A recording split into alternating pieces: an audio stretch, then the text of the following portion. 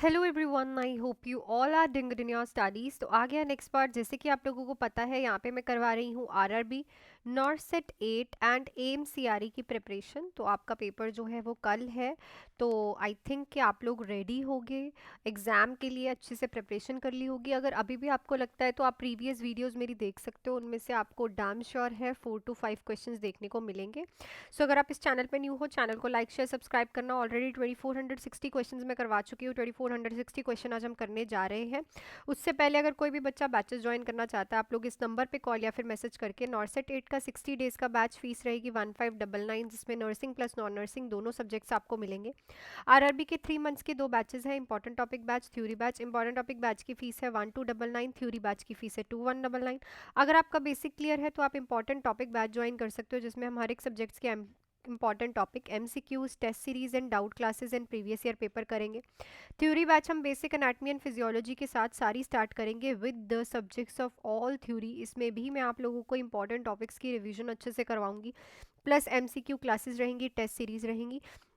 कोई भी batch join करते हो, नॉन नर्सिंग की क्लासेस आपको मिलेंगी ही मिलेंगी। सो चलती हूँ अब मैं नेक्स्ट क्वेश्चन पे। आज का हमारा पहला ही क्वेश्चन हम देख लेते हैं। सो पहला क्वेश्चन है, septic shock is receiving non epinephrine. एक क्लाइंट है जिसको सेप्टिक शॉक है, उसको नॉन एपिनेफ्रिन चल रहा है। Which assessment finding indicate an improvement in the condition. So देखो, नॉन एपिनेफ्रिन आप पेशेंट को चला रहे हो, पेशेंट को है सेप्टिक शॉक, ठीक है। सो इनमें से कौन सी कंडीशन असेसमेंट फाइंडिंग बताएगी कि जो नॉर एपिनेफ्रिन है वो वर्क कर रहा है और पेशेंट की कंडीशन इंप्रूव हो रही है। ऑप्शन है, increase urine output 35 ml per hour, heart rate 120, blood pressure 85/45, serum lactate 6.5। तो यहाँ पे अगर आप डायरेक्टली देखो तो अगर बाई चांस शॉक में क्या होता है बच्चे, शॉक में अगर by chance urine output increase हो रही है, विच मीन्स के जो सर्कुलेशन है वो प्रॉपर चल रही है, ठीक है।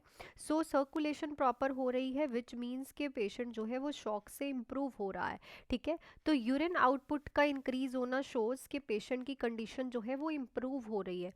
देखो यहाँ पे हाइपोटेंशन है, टेकिकार्डिया और सीरम लैक्टेट भी ऑल्टर हो रखा है।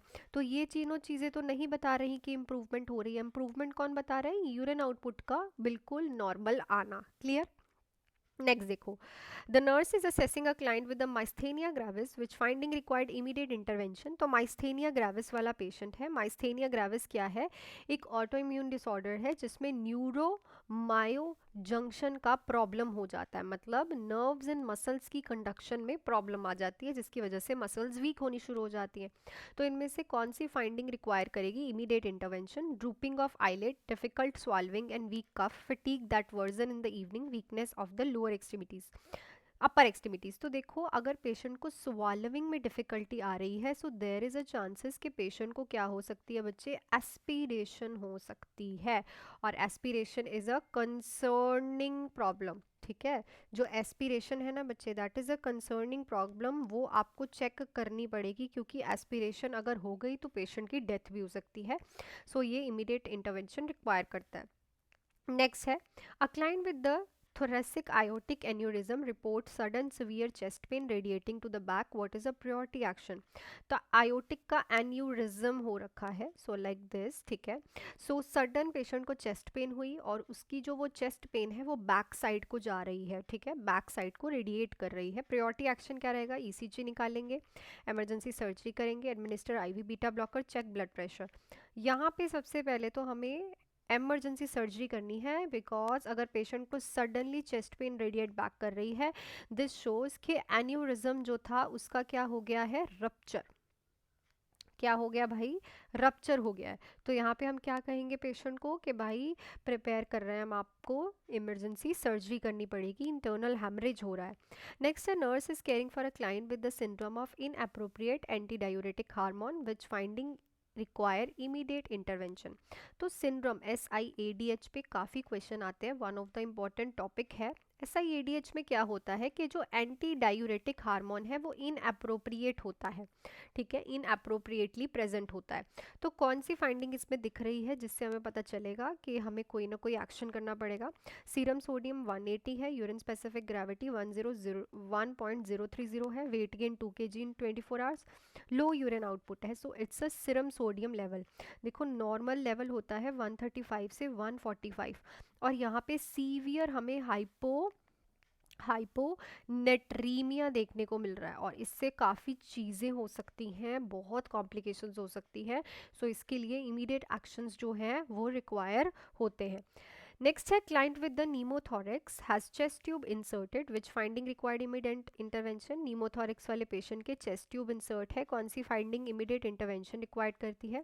Continuous bubbling in the water seal chamber, 50 ml of bright red drainage in 1 hour, slightly crypt sound around the insertion side, the test tube is below the chest level. So it's a continuous bubbling in the water seal chamber which shows कि patient के कहीं ना कहीं से क्या हो रहा है, एयर लीकेज हो रहा है। तो एयर लीकेज के लिए हमें चेक करना पड़ेगा, अदरवाइज कॉम्प्लिकेशन क्रिएट कर सकता है।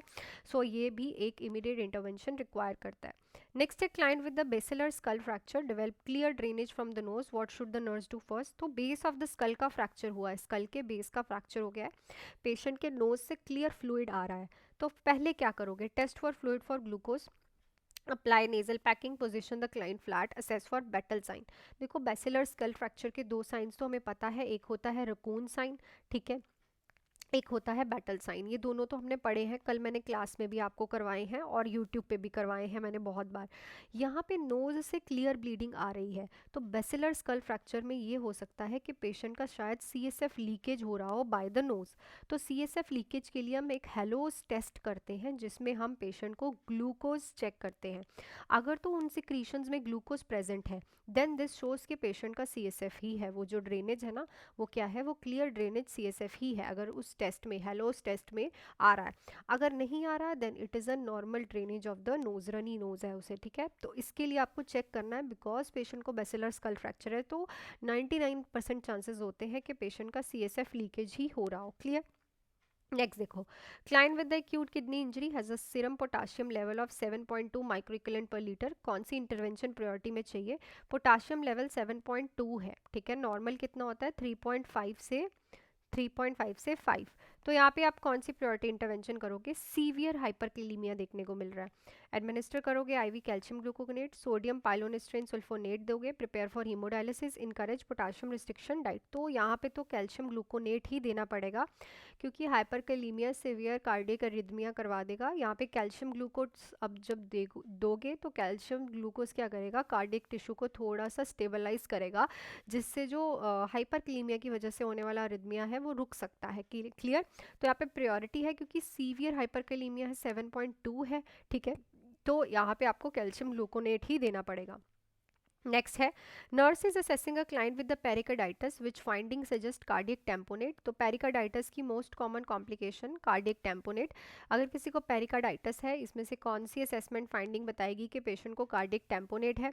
पेरिकार्डियल फ्रिक्शन रब, muffled heart sound and jugular vein distension, sharp chest pain relieved by sitting up, widespread chest elevation on the ECG. So it's a muffled heart sound and jugular vein distension, most or early sign and symptoms of cardiac tamponade. Next है, client receive कर रहा है heparin therapy, has an activated partial thromboplastin time of 120 seconds, what is a priority action?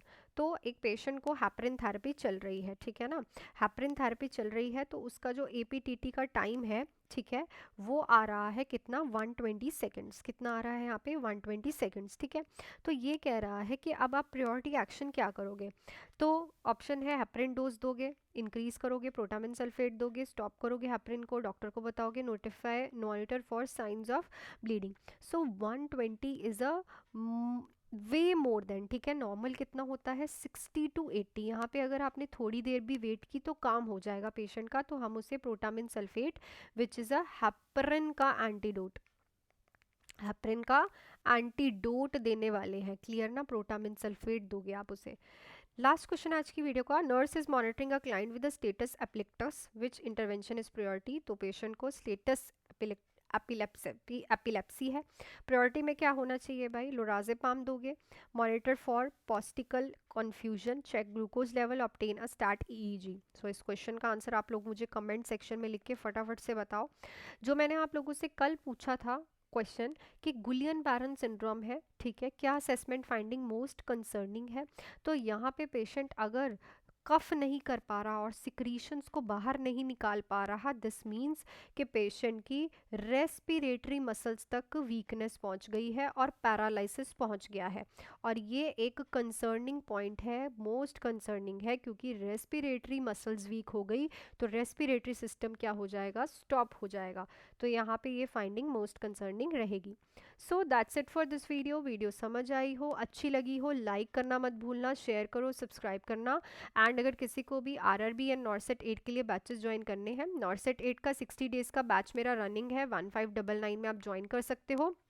Nursing plus non nursing आपको सारे के सारे subjects इसमें देखने को मिलेंगे, sorry for the screen fluctuation, ठीक है। एंड आरआरबी का जो है आप लोगों का 3 मंथ्स का बैच है, important topic and theory batch, तो कोई भी आप लोग ज्वाइन कर सकते हो अपने हिसाब से, फीसेस बहुत अफोर्डेबल है, कंटेंट भी आपको पूरा मिलेगा। So that's it for this video, मिलती हूँ नेक्स्ट वीडियो में, till then do hard work, make your parents proud and all the best.